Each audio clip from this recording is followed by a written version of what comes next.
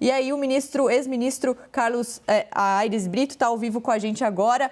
Bom dia. Bom dia, como estamos? Eu estou bem aqui.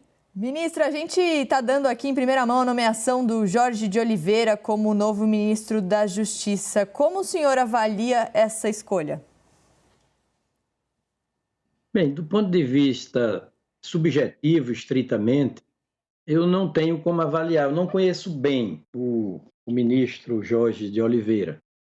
Não é que seja um desconhecido para mim, eu já fui apresentado a ele, já o cumprimentei, vice-versa, mas eu não tenho maiores informações sobre o currículo dele, sobre a trajetória profissional do novo ministro. Não tenho condições. Porém, numa análise mais objetiva, é sempre bom lembrar, não é, que o Ministério da Justiça é de suma importância constitucional.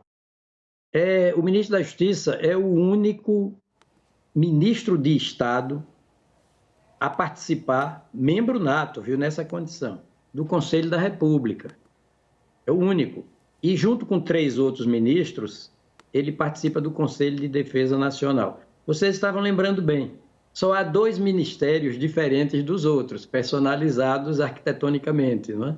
O da Justiça, de um lado, do lado direito do Palácio do Planalto, e do lado esquerdo do Supremo Tribunal Federal, o Ministério das Relações Exteriores, ou seja, o Itamaraty, porque a Constituição também faz referência ao Ministério das Relações Exteriores. O ministro das Relações Exteriores é nominalmente qualificado pela Constituição como partícipe do Conselho de Defesa Nacional.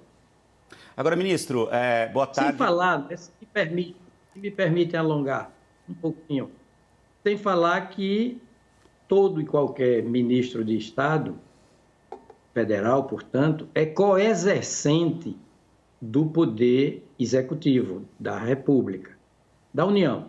Está no artigo 76 da Constituição, né? O poder executivo da União é exercido pelo presidente da República, é o titular, auxiliado pelos ministros de Estado, no sentido de que não pode o presidente da República exercer o poder executivo da União, senão com o auxílio dos ministros de Estado.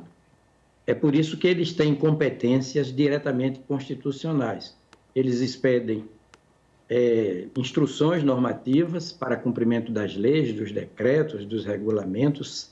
Eles referendam os atos e decretos do Poder Executivo. Eles supervisionam, dirigem, coordenam superiormente toda a administração pública federal. Então, por isso, né, a importância de nomeação de todo e qualquer ministro de Estado, especialmente ministro da Justiça. Estou apenas lembrando que, pela Constituição, os ministros de Estado fazem parte do governo federal. E governo é maior do que governante. Governo é continente, governante central é conteúdo. O poder executivo é mais do que o presidente da República, porque incorpora também os ministros de Estado. Essa visão mais genérica e impessoal e institucional das coisas é fundamental na hora de se nomear um ministro de Estado. Ministro, boa tarde, prazer conversar com o senhor, aqui ao vivo na CNN. Eu que entrevistei algumas vezes o senhor quando era repórter em Brasília, a gente chegou a se falar algumas vezes, agora a gente se fala de novo, um prazer conversar de novo com o senhor. E eu queria entender como é que o senhor avalia a saída do agora ex-ministro da Justiça, Sérgio Moro, ministro. Como é que o senhor vê essa saída nesse momento, um momento difícil, não só para o Brasil, mas para o mundo, em meio a uma pandemia do novo coronavírus? Como é que o senhor avalia isso?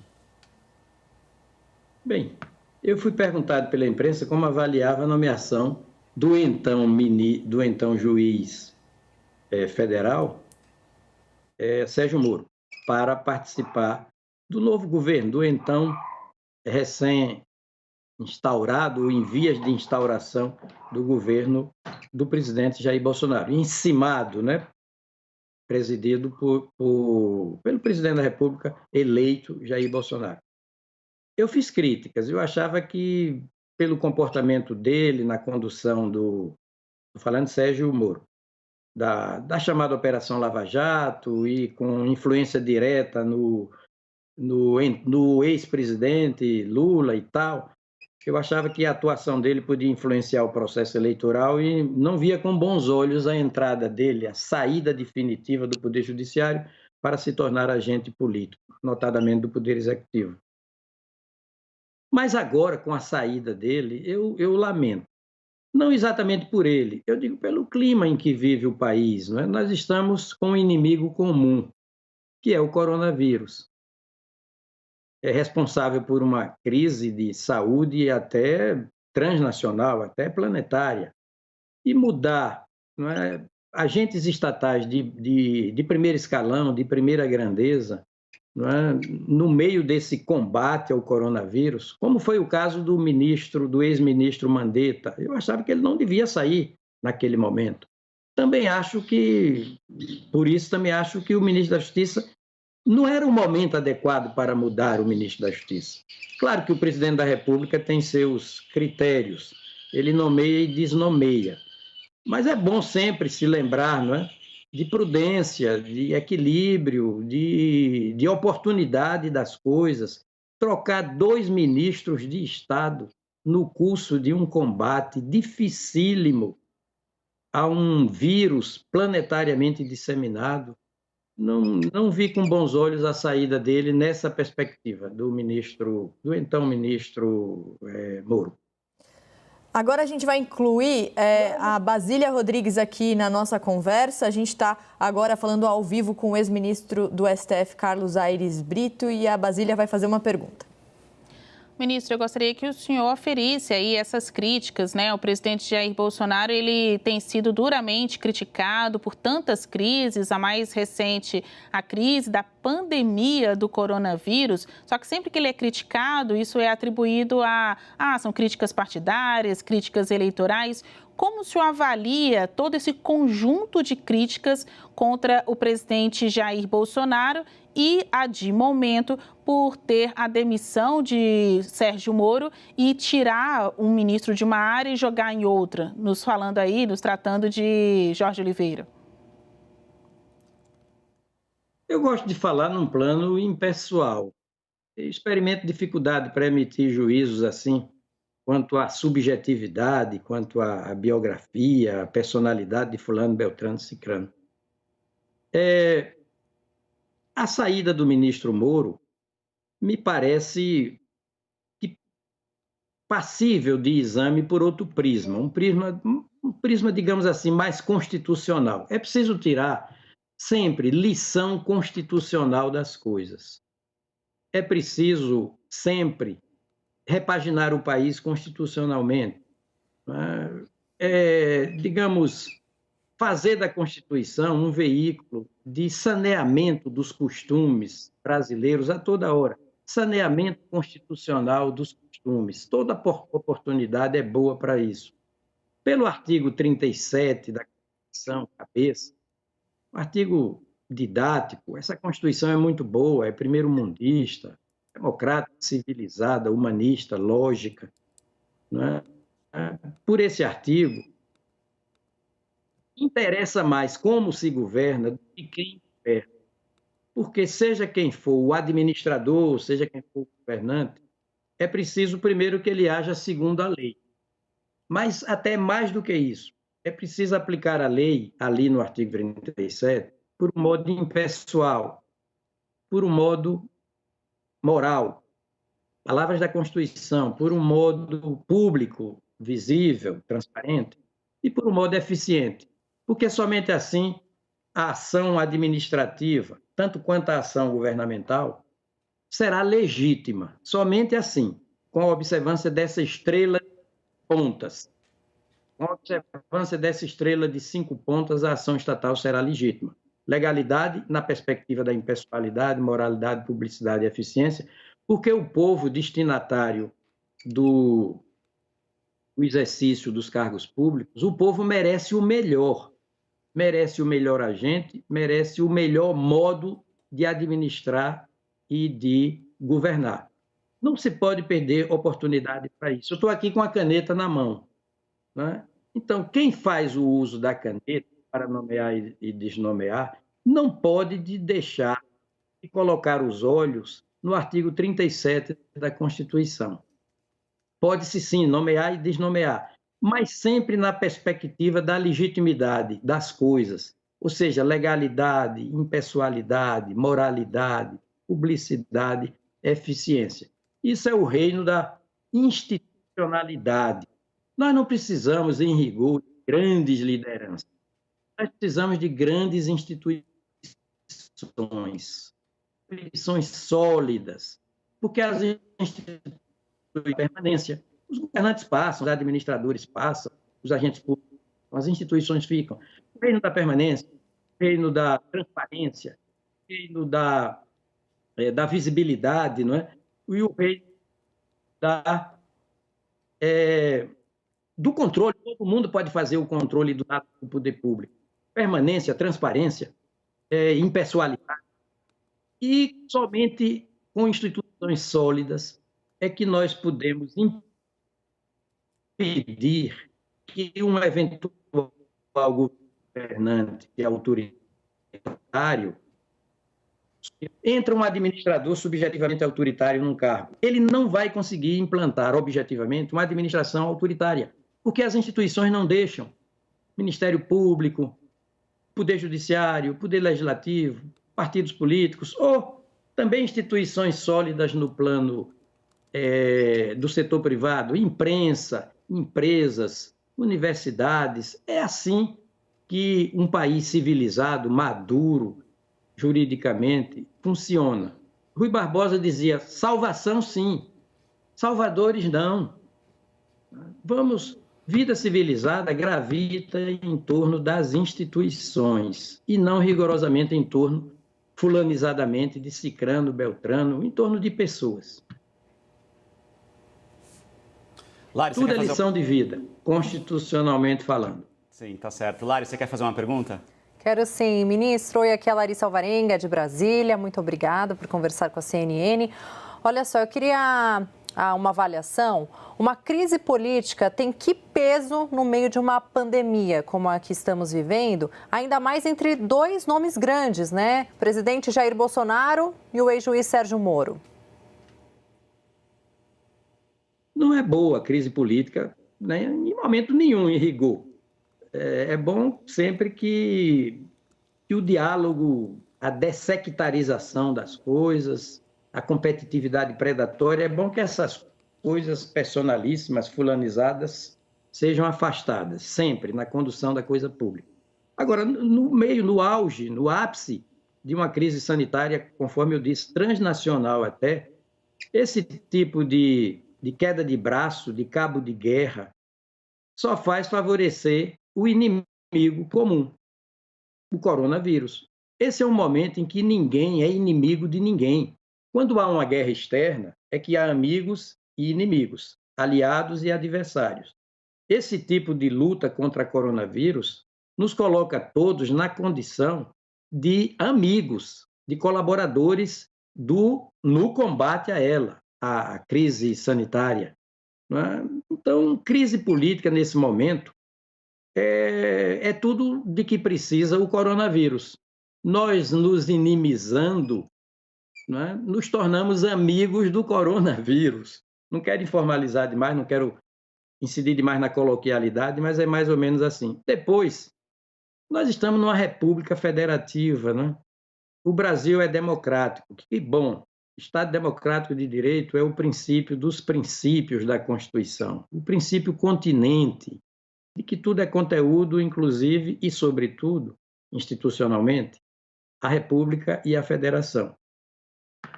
Muito bem, a República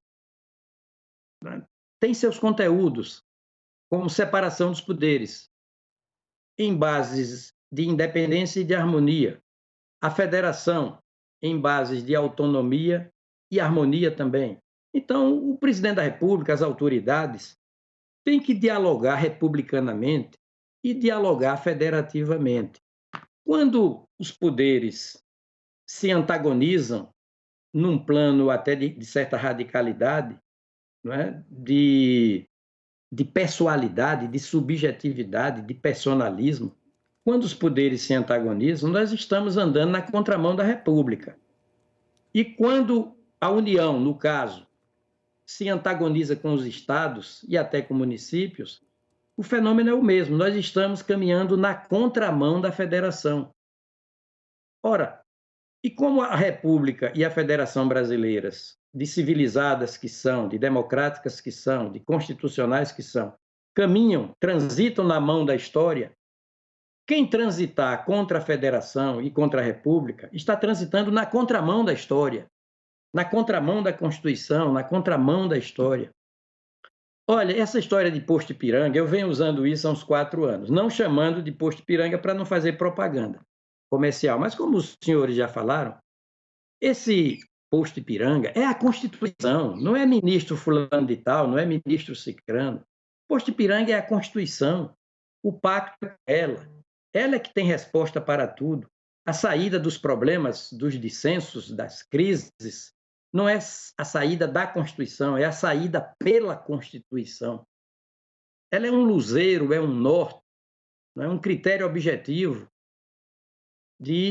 É a única saída para chamar de nossa, e não de minha, de sua, de fulano, de beltrano, de cicrano.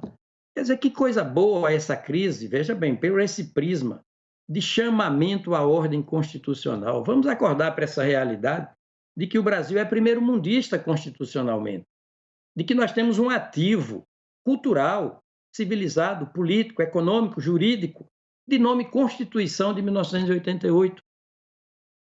E é por aí, desarmamento de espírito, de espíritos. Vamos deixar de ter um pé atrás com a Constituição para que o Brasil possa caminhar para frente. O Brasil só pode ir para frente se a gente deixar de ter um pé atrás com a Constituição. Fora da Constituição não há saída, não. Só há personalismo. Cada um se tornando megafone do próprio umbigo, pensando em si mesmo, no seu futuro político e não no país. É como penso. Bom, ministro, a gente viu que o senhor fala muito em Constituição, o senhor que foi ministro do Supremo Tribunal Federal, foi presidente da Corte Suprema do país, a gente vê que tem um livrinho da Constituição Federal atrás do senhor aí na biblioteca do senhor ali na prateleira, aqui, bem do lado esquerdo, em cima da sua mesa e tem atrás ali também. Exatamente. Agora, bem observado. Porque é inconfundível a capa da Constituição ali, né? Agora, o senhor fez uma colocação muito importante enquanto da caneta, né? O senhor levantou a caneta e falou, ó, eu tenho essa caneta aqui. O presidente, inclusive, fala muito da caneta dele. Ele disse, minha caneta está aqui e eu vou usar quando eu quiser. Por toda a explicação que o senhor deu, tudo bem, o presidente ele realmente tem o poder de usar a caneta dele, mas esse poder precisa ser feito com muito critério, né, ministro? Institucionalmente. Até porque o que diz a Constituição, olha, eu falo sempre com o dedo mental apontado para a Constituição e meus olhos físicos, sempre que possível, também na Constituição. O que diz a Constituição no artigo 78, quanto ao presidente da República? O presidente da República e o vice tomarão posse perante o Congresso Nacional, naturalmente depois de eleitos, legitimidade pelo voto popular, pela eleição popular e da proclamação feita pelo TSE, o presidente e o vice-presidente da República tomarão posse perante o Congresso Nacional, assumindo o compromisso o mais solene possível, o mais formal possível, o mais jurídico possível, Aí começa. Claro que vai falar bem geral do povo brasileiro, manter a integridade da União, cumprir as leis, mas antes disso tudo, manter, defender e cumprir a Constituição.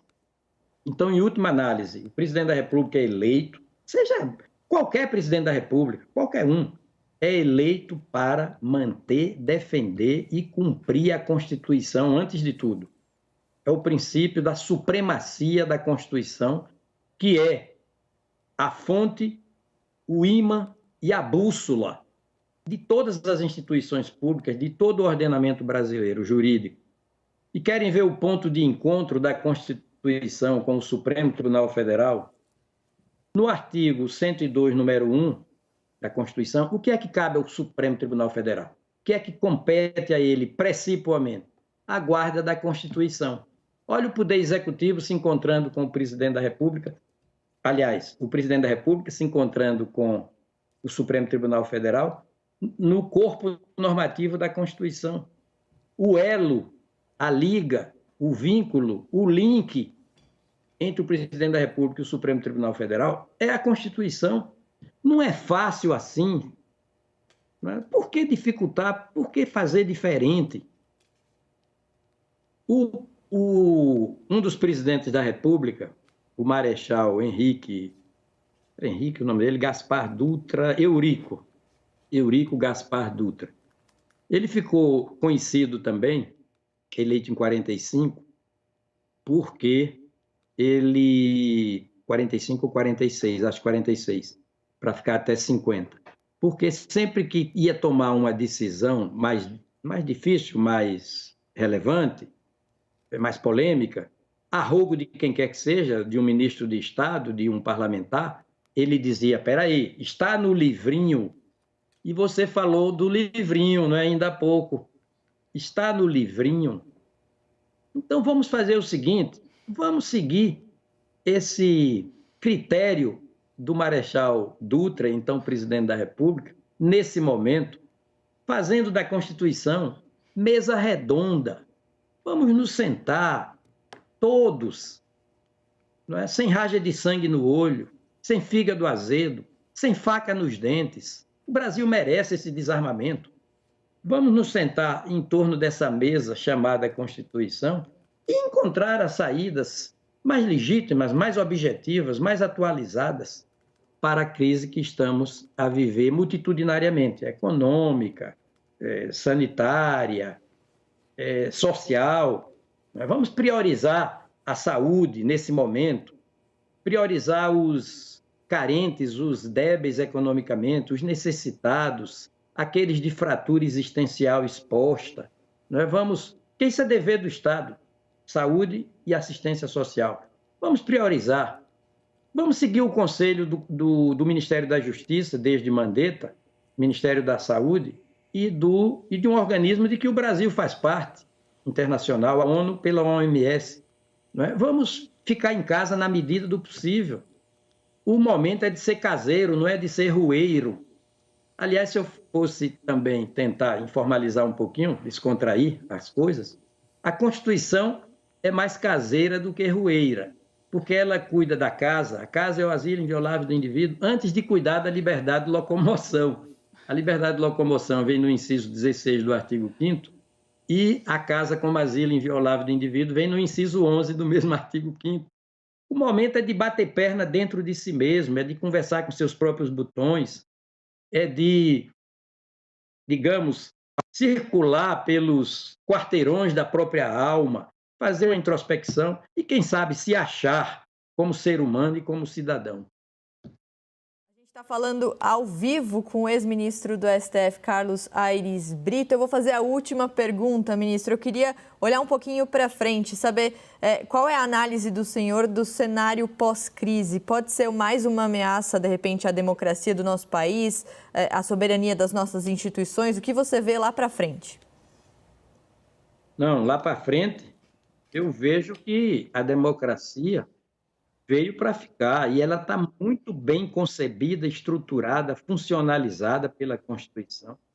Olha, basta lembrar que no preâmbulo da Constituição, a Constituição é a lei maior do país, é a lex máxima, é a lei das leis, segurança jurídica máxima, inclusive segurança econômica máxima, é cumprir a Constituição, é não ficar aos humores do legislador ordinário prioritariamente, é descansar no regaço da Constituição.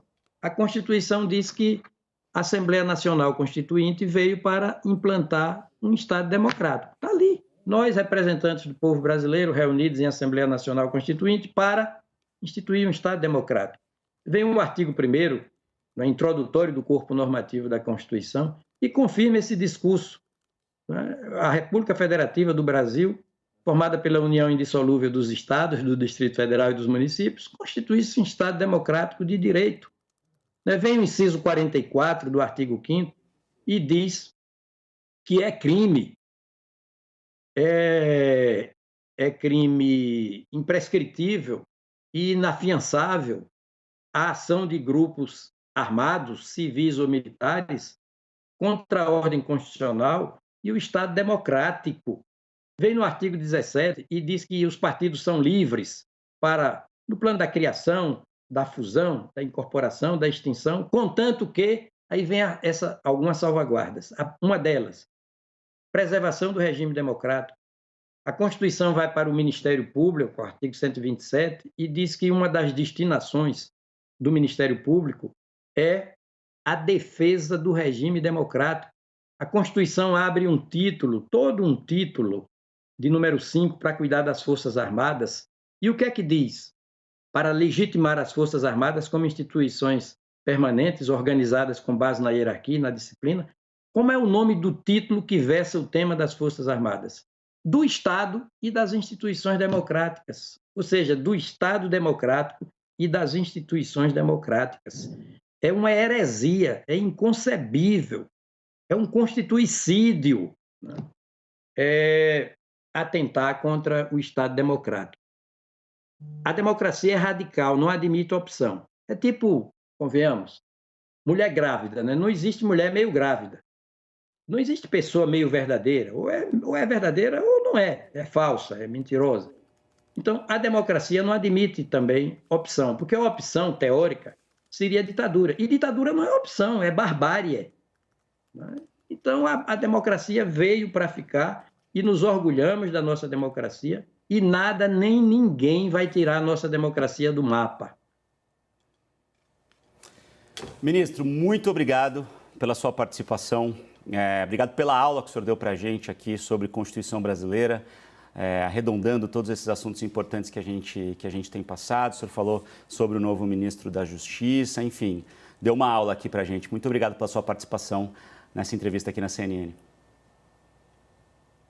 Bom dia a todos, então. Aliás, boa tarde a essa altura. Boa tarde já, 1h40 da tarde já. Obrigado mesmo, ministro. Obrigado a vocês também, meninas, mas a gente continua conversando com vocês, lógico. Bom, a gente acabou de entrevistar, então, o ministro